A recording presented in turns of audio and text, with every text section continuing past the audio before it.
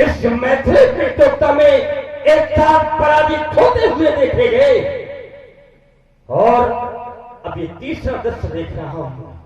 यह तीसरा दृश्य ही तो है। अब तक मैं देख रहा हूं कि कोई भी वीर, अब कोई भी राजा धनुष को उड़ाने का तो कोई साहस ही नहीं करता। मानो इन सब राजाओं को भी विश्वास हो गया, ये समस्त वीर अब ये विश्वास कर बैठे कि धनुष को उठाने का प्रयास करना व्यर्थ है, नहीं उठेगा भी धनुष। और ऐसा मानकर, ऐसा सोच करके सब श्रेयात हो गए। सबने हृदय से हार स्वीकार कर ली। श्रीहत भय हार ही राजा और बैठे भी की जाई समाजा अपने अपनी समाजों पर जा जा करके बैठ गए।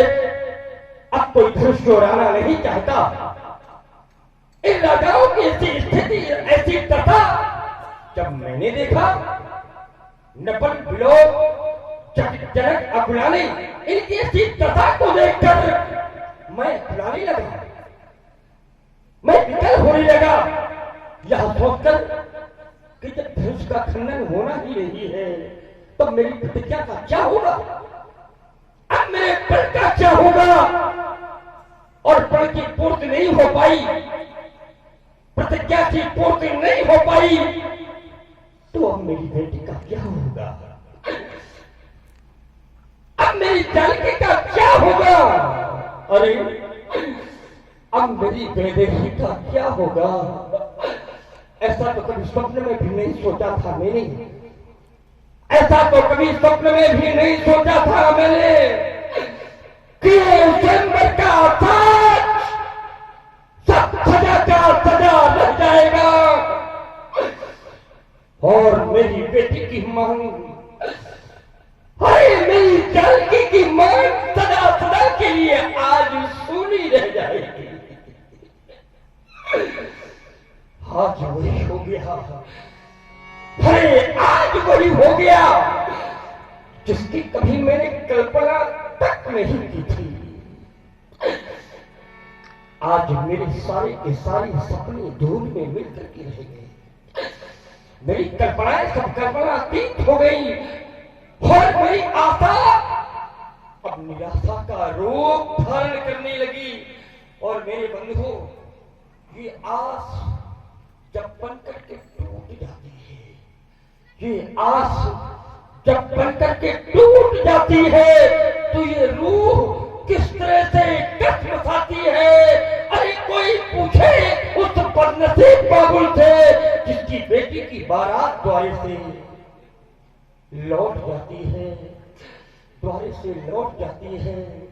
क्या सोचा था मैंने और ये क्या हो गया।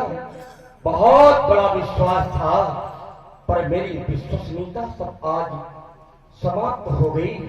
क्या सोचा था मैंने और यह क्या हो गया। क्योंकि दीप दीप खे भो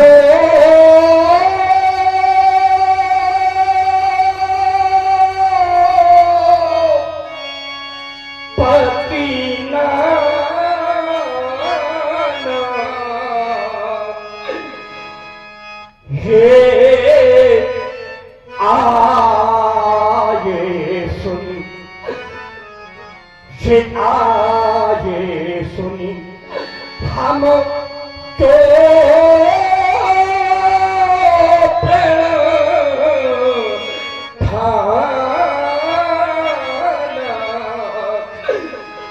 ये दीप दीप हमारे प्रण को सुनकर के समझ आए। और ये कहना ये त्रैलोक्य के जो वीर यहां पर एकत्रित है, क्या ये साधारण कोट के वीर आए हैं, ये धनुष का खंडन नहीं कर पाए हैं। तो लोग सोच रहे होंगे कि मैथिली प्रतियोगिता में साधारण कोट के वीर आए होंगे ना। साधारण कोट के वीर नहीं आए बंधुओं, तो कैसे वीर आए गए। ये श्री स्वयंवर भूप अनेका और समटे सुभट एक तेगा पर शंभु सनातन काहू न तारा और थारे सकल वीर बरियारा तेरे वो तनुज वो हो देव तनुजधारी शाह मनुजो शरीरा शाह पीपुले वीर ये आए रणधीरा यहाँ पीपुले वीर अनेका रणधीर वीर वो देव और दानव जहां मानो वे धर करके आए पर किसी के द्वारा भी भगवान शंकर के पिता का खंडन कर दिया जाता ऐसा संभव नहीं हुआ। तो जब अब कोई वीर है ही नहीं, वीरता शून्य हो चुकी है, वीरत्व की अवनति हो चुकी है, तो अब मैं घोषणा करने जा रहा हूं। मेरी एक सार्वजनिक घोषणा है और वो घोषणा क्या है कि अब जनी को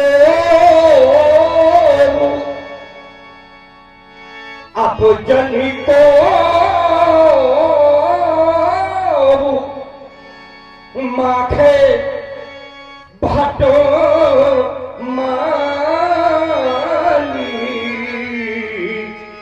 क्योंकि वीर विहीन ये मही में जानी यहाँ वीर विहीन। और सुन रहे हैं आप महाराज जनक जी का यह कारुणिक विलाप, बड़ी सुंदर भूमिका का निर्वहन कर रहे हैं। प्रभावित हुए हमारे भैया केशव जी, उन्होंने 51 पुष्प मुद्राएं सादर से प्रेम भेंट की हैं जनक जी के इसी कारुणिक विलाप पर। बहुत बहुत धन्यवाद, साधुवाद। अब कोई माथे नहीं, बहुत मार चुके हैं। मैंने तब माखना सुना था जब भस्मानी अतिशय मन माखे, इसलिए तो कहना चाहता हूं जब कोई माखे नहीं, कोई कह के न सुनावे। मैं किसी की मौखिक वीरता सुनना नहीं चाहता। और हाँ, यदि कोई अपने आप को वीर मानता हो या अपनी दृष्टि में ही कोई वीर बना बैठा हो तो आए, एक अवसर है। जो भी अपने आप को वीर मानता हो वो आए और आकर के धनुष को उठाए, दो खंडों में विभाजित कर दे, अपनी वीरता को प्रमाणित कर दे, तभी उसे वीर स्वीकार किया जाएगा। नहीं तो एक घोषणा करता हूं कि यह वीर भोग्या वसुंधरा आज तीनों से हीन हो चुकी है। इस रत्नगर्भा वसुंधरा में अब कोई वीर शेष नहीं बचा। तो जाओ, चले जाओ, प्रस्थान कर जाओ, अपने अपने राज्यों को चले जाओ। तजब आस निज निज गृह जाओ।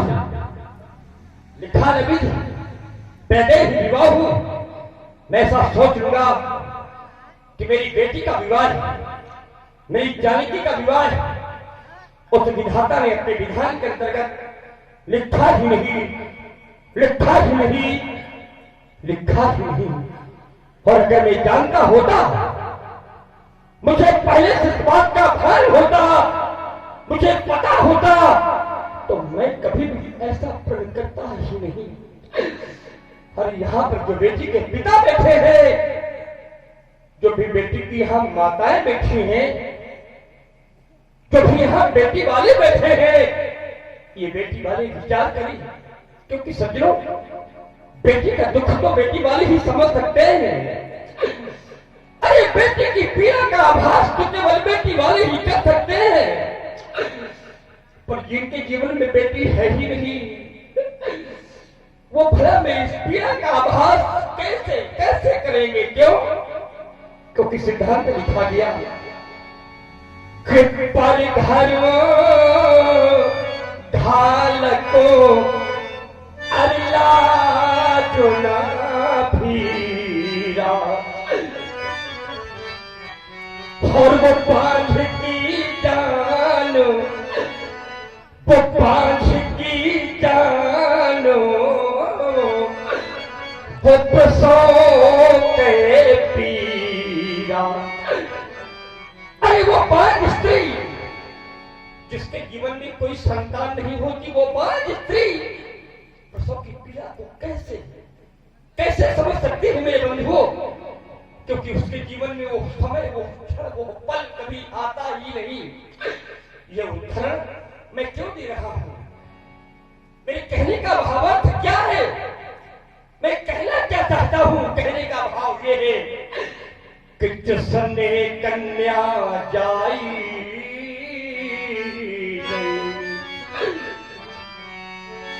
अरे जिसने कन्या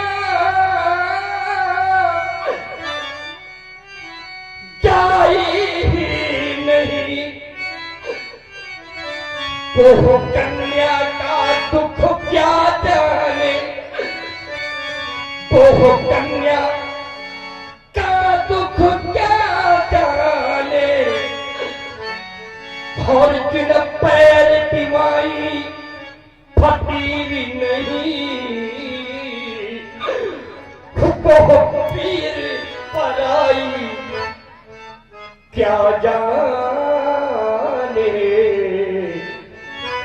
वो पीर पराई क्या जाने। और अगर पीड़ा को समझना है कि क्या होती है बेटी की पीड़ा, तो एक कार्य करना है आपको। वो कार्य है कि उस समय की कल्पना करना है, कि समय की कल्पना करना है जब किसी की बेटी विदा होने लगती है, और विदाई के समय जिस समय बेटी अपनी मां के हृदय से लिपट लिपट करके रोने लगती है, तो जानते ही सजनों उस बेटी की मां को कैसा लगता है? अरे उस समय उस बेटी की मां को ऐसा लगता है कि आज बेटी नहीं, कोई मां का कलेजा निकाल करके लिए जा रहा है। और उस समय उस मां की दशा क्या होती है?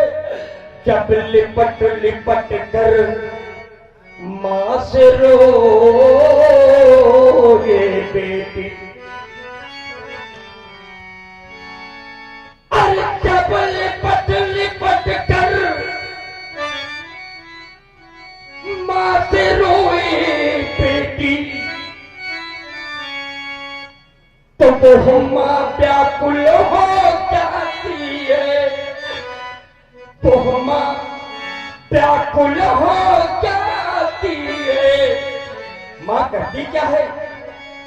अपनी बेटी को अपने हृदय से लगाए लगाए बेटी के मुख पर चूम चूम और छाती से उसे लगाती है। अपनी मां को रोते हुए जब बेटी देखती है, बेटी जब यह देखती है कि मेरी मां बहुत व्याकुल है, तो स्वयं बेटी अपनी मां के आंसू पोंछने लगती है और अपनी मां से वो बेटी कहने लगती है, मां मां मेरी मां तू क्यों रोती है? मां मेरी, अरे मां मेरी मां तू क्यों रोती है? क्योंकि बेटी पराया